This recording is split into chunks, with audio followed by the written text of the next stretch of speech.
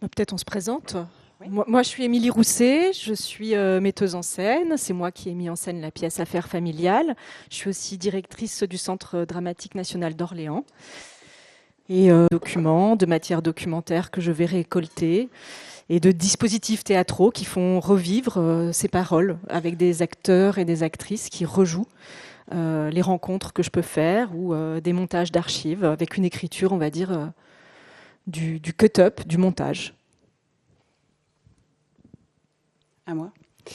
Je suis Maïté Solier, je suis maîtresse de conférences en droit privé et sciences criminelles à l'université de Cergy et je suis spécialiste en droit de la famille et droit des personnes avec une approche d'études de genre assez marquée dans mes recherches, d'où mon intérêt majeur pour la pièce.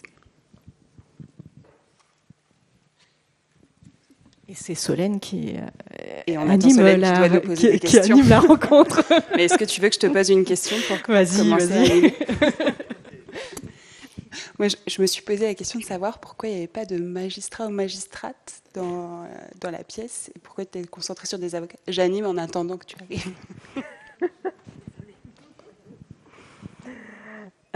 Donc pourquoi il n'y a pas de juge dans la pièce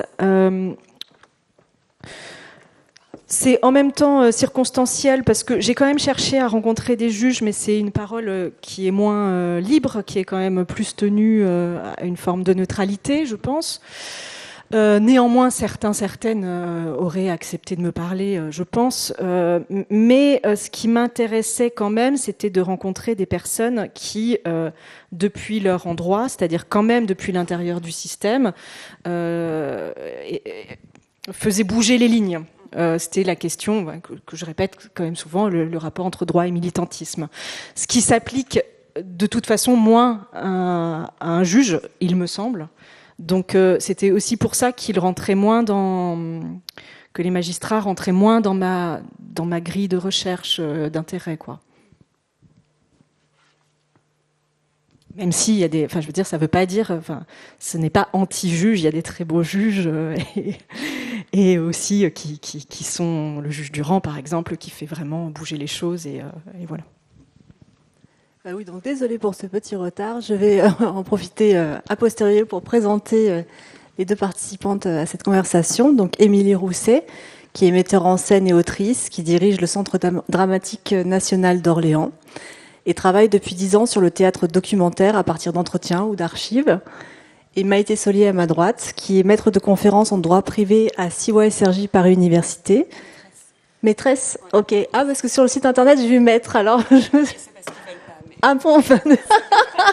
D'accord. Spécialisée dans le droit de la famille et le droit des personnes. Elle a contribué à créer en 2020 une formation de master en droit de la santé et de la protection des personnes. Donc, ça s'intéresse notamment aussi aux personnes vulnérables, aux mineurs. J'avais une première question pour Émilie. Qu'est-ce qui vous a amené à vous intéresser au droit de la famille ? Alors la pièce Affaires familiales est un peu la suite d'une précédente pièce qui s'appelait Reconstitution, le procès de Bobigny, qui était donc sur le procès de 1974 mené par Gisèle Halimi, le procès dit de l'avortement. Et quand j'ai travaillé sur les archives de cette pièce, c'est-à-dire les archives de ce procès, les minutes du procès, et ses ramifications contemporaines, ce que j'ai compris, en fait, ce qui peut paraître être des libertés individuelles, comme le droit à l'avortement, qui serait la liberté d'une femme de poursuivre ou non une grossesse, sont en fait des socles d'égalité de la démocratie. C'est-à-dire que ça concerne beaucoup plus que la personne et ce qu'elle va pouvoir vivre ou pas dans son existence. C'est ce sur quoi on fonde une société. C'est d'ailleurs pour cette raison que je ne comprenais pas bien, je dois dire, avant que les Trump et compagnie s'en prennent tout de suite à ce droit-là. C'est parce qu'en fait, derrière, il y a une ambition de société avec une répartition genrée de la société et des rôles dans la société. Et c'est ce qu'explique très bien Caroline Mécari, l'avocate du premier tableau, qui dit que la mobilisation pour l'ouverture du mariage pour les gays et les lesbiennes s'est faite après une agression homophobe. C'est-à-dire que cette ouverture du mariage, c'est un désir évidemment d'égalité et que les couples homosexuels puissent se célébrer, mais c'est aussi pour faire reculer la violence contre les gays et les lesbiennes, c'est pour les inclure dans la société. Donc ce qui peut paraître une liberté individuelle est en fait une égalité qui nous concerne tous. Donc voilà, c'était pour poursuivre, d'ouvrir ce champ-là de ce qui peut paraître intime, personnel, et qui en fait est très collectif. Dans votre recherche aussi, vous voyez ce passage de l'intime et du personnel au collectif ? Oui, je pense que c'est d'ailleurs un des traits majeurs du droit de la famille, c'est-à-dire que la famille est certainement ce qu'il y a de plus intime, et j'imagine que tous les tableaux de ce soir ont tous fait écho chez nous à un moment de façon plus ou moins forte. Donc ça fait toujours appel à quelque chose de très intime, de très personnel, et pour autant, en fait, on sait à quel point l'État a un intérêt à appréhender ces rapports familiaux à des fins qui sont variables selon les époques, selon les États, selon les régimes politiques. Mais il y a toujours eu un lien très très marqué entre la famille et l'État, et un lien entre les fonctions de la famille et les fonctions de l'État. La famille a toujours été utile à la réalisation des fonctions de l'État, donc même si on pense toujours que notre famille, c'est notre intimité, notre privé, etc., certes, mais il y a aussi toujours une dimension collective majeure et donc politique. Par exemple, quand on parle de réarmement démographique, ça a une dimension politique majeure, et pour autant, c'est un appel à la famille. Donc nous avons fait un entretien préliminaire toutes les trois en amont, et vous avez parlé d'un processus d'écriture au long cours sur 2-3 ans pour Affaires familiales dans plusieurs pays européens, donc on le voit aussi dans la pièce, avec 150 heures de rush. Comment s'est effectuée la sélection pour aboutir à cette pièce et ces 9 tableaux en un peu plus de 2 heures ? Alors j'ai travaillé avec une co-autrice qui s'appelle Sarah Mag, qui écrit des romans et de la fiction. Et aussi on a travaillé en aller-retour avec le plateau, avec les acteurs et actrices. C'est vraiment un type d'écriture que j'aime beaucoup, mais qui est aussi assez intuitif. En fait, on a essayé évidemment au plateau plus de tableaux que ce qu'on a gardé. Ensuite, quand on a décidé de choisir une des rencontres, on a fait une rencontre, elle peut durer entre 1h30 et 4 heures. Donc on fait un premier montage qui va être de 45 minutes, et puis on arrive à revenir à 30, et puis on arrive à revenir à 20.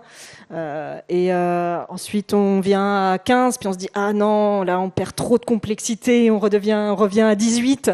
Et puis ensuite il y a eu l'ordre des tableaux, et dans l'ordre des tableaux en fait on s'est aperçu que des fois il y avait des doublons, on est allé rechercher un rush qu'on avait éliminé.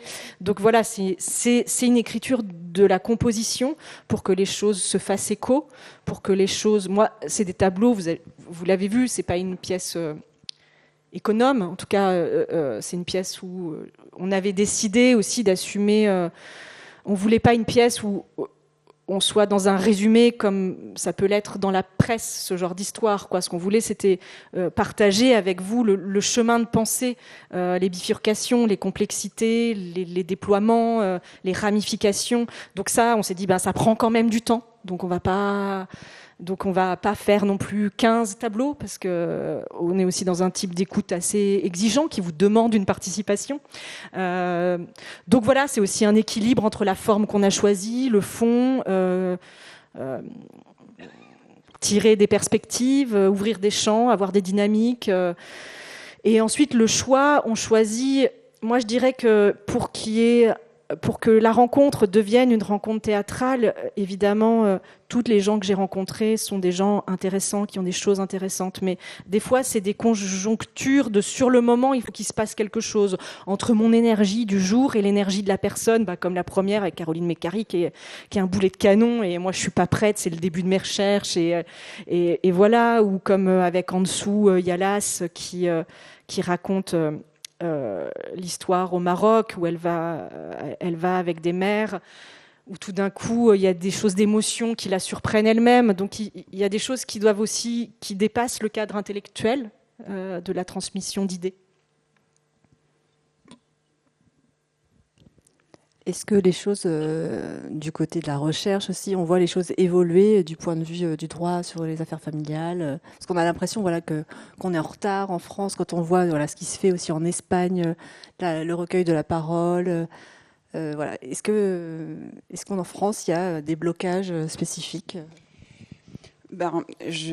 Alors, il y a évidemment deux parties de moi qui ont deux réponses très différentes. C'est-à-dire que je crois qu'on a encore beaucoup de choses à faire, énormément. Mais il y a quand même des progrès auxquels il faut qu'on s'accroche parce que, voilà, il y a des choses qui avancent et il y a des choses qui avancent vraiment. Donc la fin de la pièce avec l'arrêt de la Cour européenne des droits de l'homme sur le devoir conjugal, c'est quand même un élément, par exemple, qui est majeur. On est en train de tenter d'inscrire le contrôle coercitif dans la loi, qui est une forme de violence conjugale qui n'était pas encore connue il y a très peu de temps. On a inscrit l'IVG dans la Constitution. Alors, peut-être pas de la meilleure des façons, ça c'est un autre sujet, mais en tout cas, on a une garantie. Voilà, je dirais que les points sur lesquels il me semble qu'il y a encore beaucoup à faire, déjà c'est l'aspect budgétaire. Enfin, je veux dire, il n'y aura pas d'avancée majeure sans un budget qui soit digne de ce nom. Enfin, on parlait de l'Espagne. L'Espagne, ils ont un plan où ils ont mis 1 milliard sur la table pour lutter contre les violences, donc avec des formations, etc. Les policiers sont formés, les juges sont formés, les avocats sont formés, donc il y a quand même énormément de choses qui ont évolué grâce à cet aspect financier qui en France est vraiment à la traîne. Maintenant, voilà, je trouve qu'il y a quand même des choses qui avancent, et je dirais notamment que, en tout cas sous l'angle de la recherche, ce que je remarque, c'est qu'on arrête un peu, on essaye d'arrêter de réfléchir en silo, c'est-à-dire qu'avant, il y avait les civilistes qui s'intéressaient à l'autorité parentale, et puis les pénalistes qui s'intéressaient à l'enlèvement international d'enfants. Et puis, voilà. Et puis chacun faisait un peu un truc dans son coin. Et j'ai l'impression que c'est Gwenola Julie-Cause qui dit ça, qui est une juge qui a été très actrice, par exemple, dans la reconnaissance du contrôle coercitif, qui a rendu 5 arrêts en 2024, où elle dit là, c'est du contrôle coercitif, alors que c'est pas une notion qui est dans la loi. Donc là, on avait vraiment une juge qui était en train de faire avancer les choses. Et elle dit que la justice doit faire sa révolution de genre.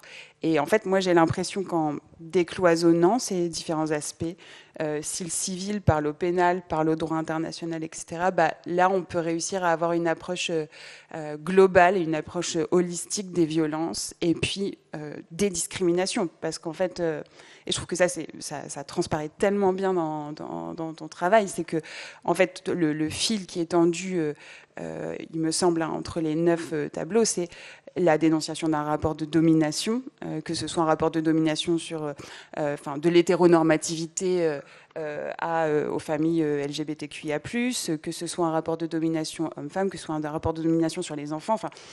Il me semble que ça dénonce ça. Donc je crois qu'on est en train d'avoir une vision un peu collective de tout ça, en train de se dire, en fait, il y a un fil qui tient tout ça, c'est le patriarcat. Et comment on fait pour réussir à le lever, ouais. C'était ton souhait d'arriver aussi à cette conclusion?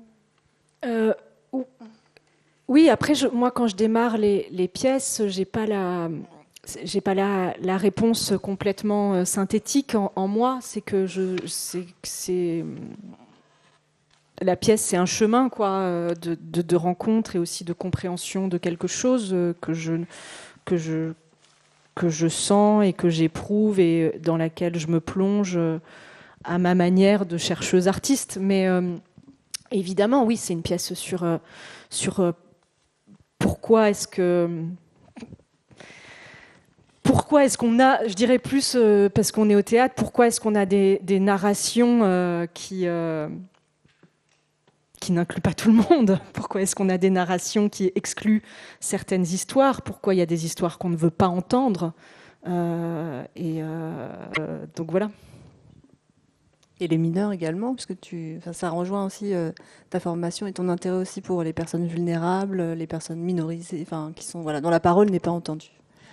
Est-ce qu'on peut donner peut-être la parole au public si vous avez des questions? Oui. Alors moi j'ai une question parce que je suis très étonnée.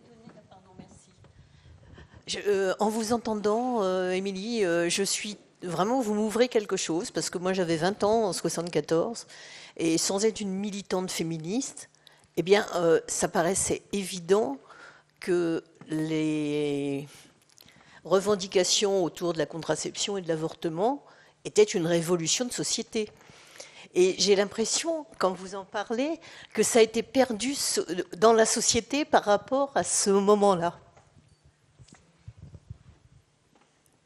Peut-être, c'est sûr que moi, en tout cas, j'ai monté la pièce sur Bobigny en 2019, donc c'était avant ce qui s'est passé aux États-Unis, avant la constitutionnalisation en France. Et je trouvais les archives du procès vraiment importantes, et puis je vivais cette nouvelle vague de féminisme, et en même temps, ça me permettait de me relier à des gestes fondateurs du féminisme de la précédente génération. Mais c'est vrai qu'il y a eu il y a eu des années où dire qu'on était féministe, c'était quand même honteux. C'était plus possible. Donc ça, c'est sûr que de toute façon, ça a été enterré en termes de revendications, non pas personnelles, mais de revendications pour tous, quoi, y compris pour les hommes, y compris pour les couples hétérosexuels. Donc ça, je pense que ça a été enterré, ouais, pendant des années, il me semble.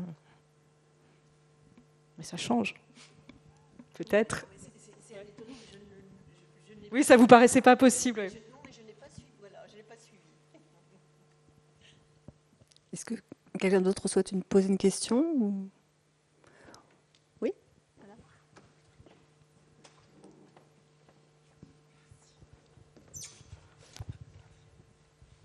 Merci. Tout d'abord, dire que le jeu des acteurs permet qu'on puisse absorber, c'est des vrais acteurs de théâtre, c'est vraiment joué, etc. Et que le texte, enfin, ça pourrait être lourd et ça ne l'est pas grâce à la qualité des acteurs. Et sinon, j'ai une question, parce que là encore, on voit que l'Espagne est différente de nous.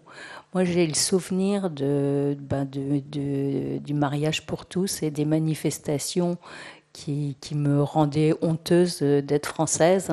C'était quand même assez d'une grande violence, la manif pour tous. Et que, alors moi, je me disais, c'était la bonne, enfin, ce que je voyais, moi, c'était la bonne bourgeoisie catholique. Et en fait, en Espagne, qui est un pays qui est tout aussi imprégné du catholicisme que la France, en Irlande, il n'y a pas eu ça.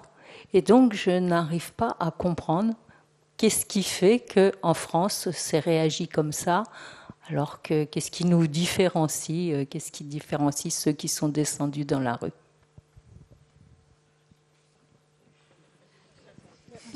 Moi, je n'ai pas de réponse sûre et certaine, mais j'ai demandé à des amis artistes espagnols. Je leur ai dit, mais pourquoi parce qu'en fait, quand je suis allée, parce que j'avais lu que c'était quand même un modèle, les juridictions sont reliées, comme tu le disais, mais je pensais que c'était depuis 5-6 ans, en fait, que ça avait lieu, ça. Et en fait, quand j'y suis allée, que j'ai compris que c'était depuis 25 ans, ça, je ne l'avais pas lu. Donc, je me suis dit, waouh. Et mes amis artistes espagnols m'ont dit, mais peut-être c'est parce que nous, en fait, on a vraiment connu, on est une jeune démocratie, en fait, parce que nous, on a connu la dictature pendant très longtemps. Et à la fin de la dictature, par exemple, sur les questions d'homosexualité et de genre, il y a eu la Movida, il y a eu Pedro Almodóvar, et il y a eu un besoin de liberté et d'affronter, d'embrasser ces sujets vraiment à bras-le-corps, quoi. Et la société entière l'a fait, je crois. Donc ils disaient, nous, on est une plus jeune démocratie, on s'est réveillé là-dessus plus tard, mais du coup, on a pris ces sujets au sérieux aussi avec la contemporanéité de leur démocratie. Et c'est vrai qu'en tout cas, j'ai l'impression... En fait, je ne sais pas, je me regarde moi-même et il a fallu que je sorte de la France pour me dire que c'était pas en France que c'était le mieux. Enfin, j'ai l'impression qu'on hérite quand même d'un truc où on se pense le héritier des Lumières et à l'avant-garde. Moi, c'est quand je suis sortie de France que je me suis dit, ah, mais c'est peut-être pas ça la vraie vérité. Mais je ne peux juger que par rapport à ce que j'ai rencontré à moi-même. Ouais, juste pour compléter le propos, je pense que, enfin, en tout cas d'un point de vue juridique, il me semble que ce qui change beaucoup, c'est que, et ça rejoint ce que tu dis sur la question en fait de comment on se pense en France, c'est-à-dire qu'on pense toujours qu'on est le pays des droits de l'homme, on est le pays de la déclaration des droits de l'homme, ce qui est quand même pas tout à fait la même chose. Terre le disait très bien. Donc il faut quand même un peu nuancer, puis voir un peu comment on se perçoit effectivement en tant que démocratie. Et puis dans la façon de faire le droit, je pense qu'il y a aussi quelque chose d'assez différent, c'est-à-dire qu'en France, on a tendance à penser qu'il faut faire, enfin c'est ce qu'on apprend aux étudiants en droit, je ne vais pas faire un cours de droit ici, mais on a tendance à apprendre aux étudiants que la loi est la même pour tous, qu'elle est universelle, etc. Puis on est un peu baigné avec cette idée d'un pseudo-universalisme et qu'il faut mettre tout le monde sur la même base pour penser les droits, etc. Donc c'est très beau en théorie, sauf que la réalité et l'effectivité du droit, c'est que quand on essaye d'appliquer ces droits-là à des personnes qui ne sont pas dans cette universelle, alors qu'on prétend qu'ils y sont, là, on se retrouve pris à notre propre piège. C'est-à-dire qu'en fait, là, on est mis face à oui, en fait, on n'avait pas fait de loi universelle, et maintenant, on nous demande en fait d'aller tirer la couverture des droits vers des marges, avec des gros guillemets dans ma bouche, vers des marges qui n'étaient pas prévues initialement. Et là, on se heurte en fait à nos propres écueils. Et je pense que ça, d'un point de vue de la façon de faire la loi, c'est très français, c'est de ce pseudo-universalisme.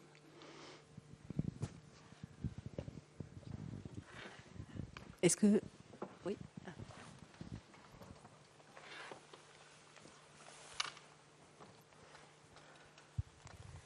Bonsoir.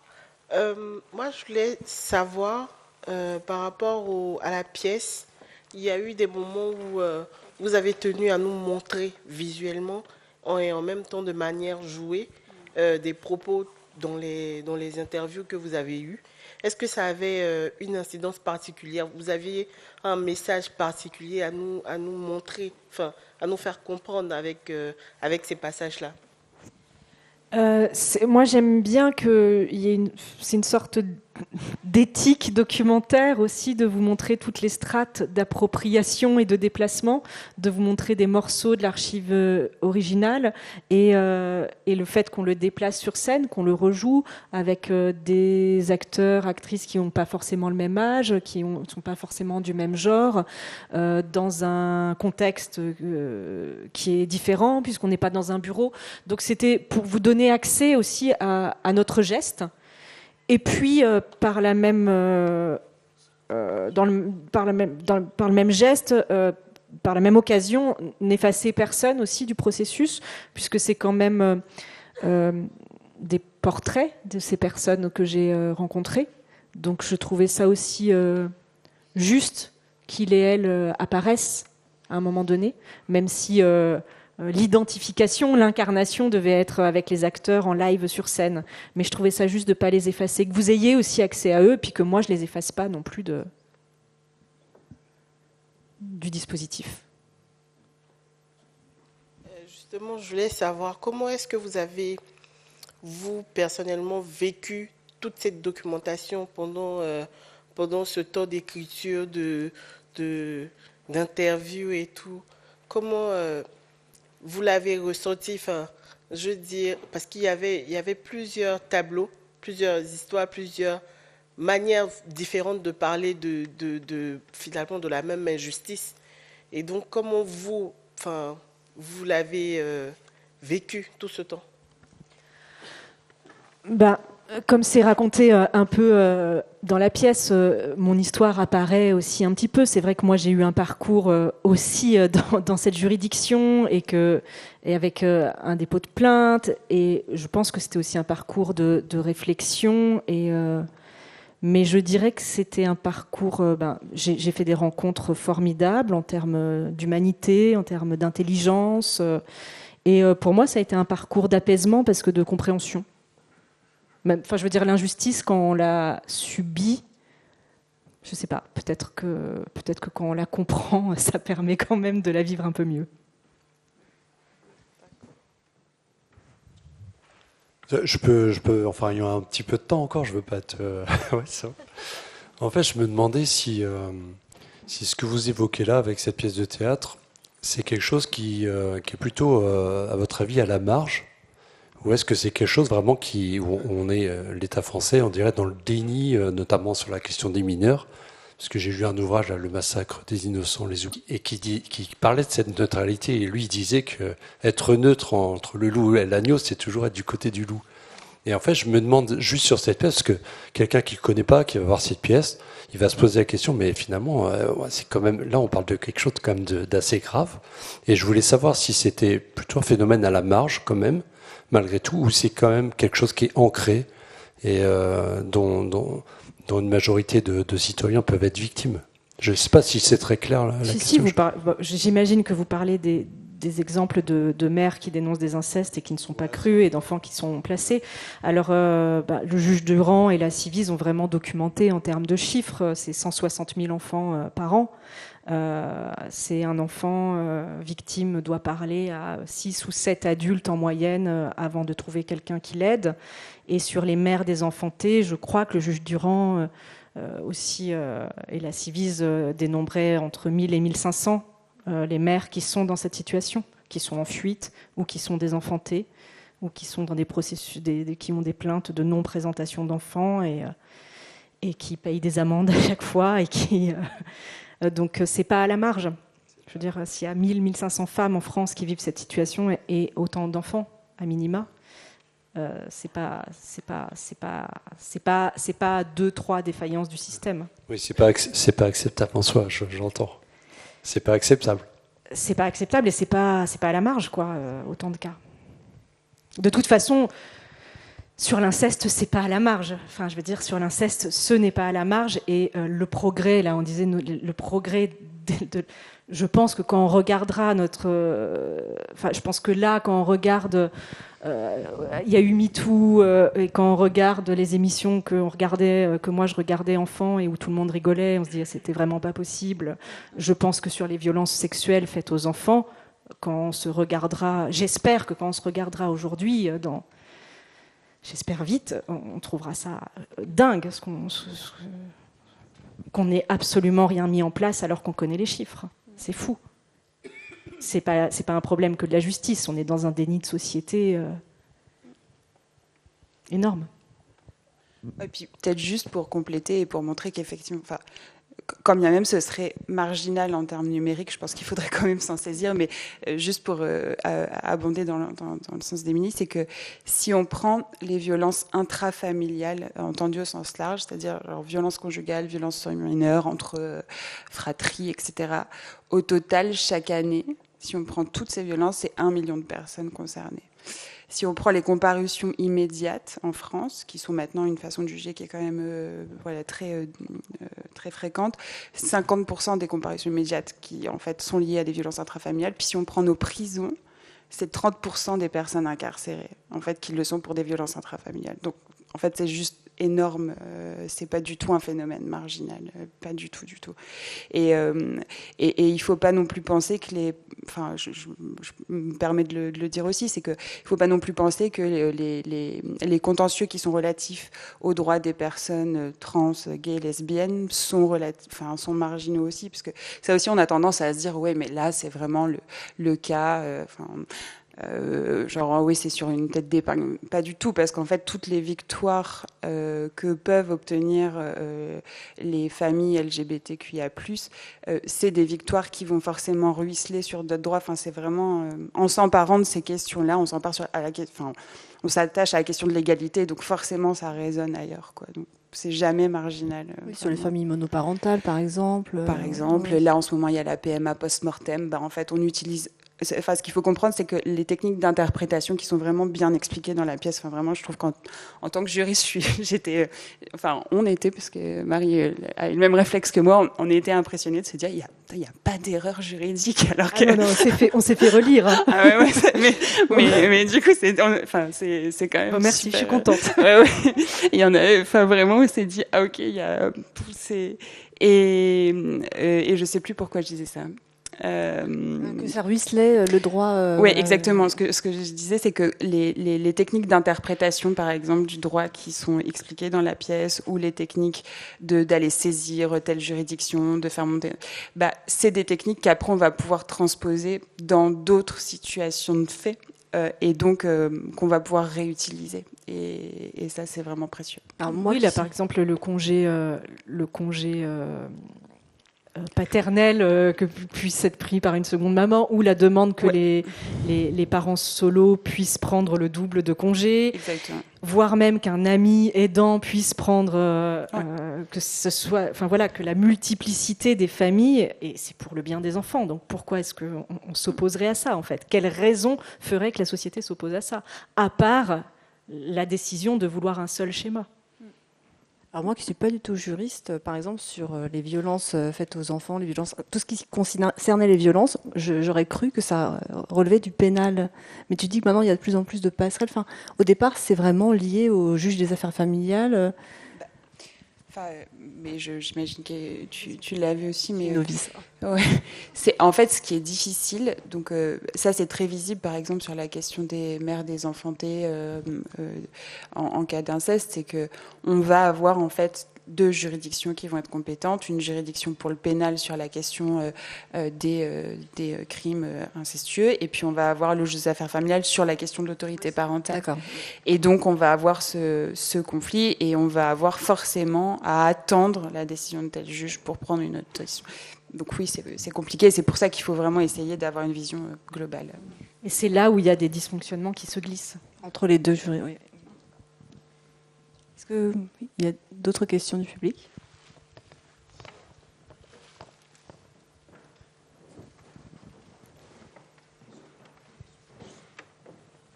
Émilie ou Maïté, si vous souhaitez ajouter quelque chose. Bon, merci à vous et puis Merci beaucoup. à très bientôt.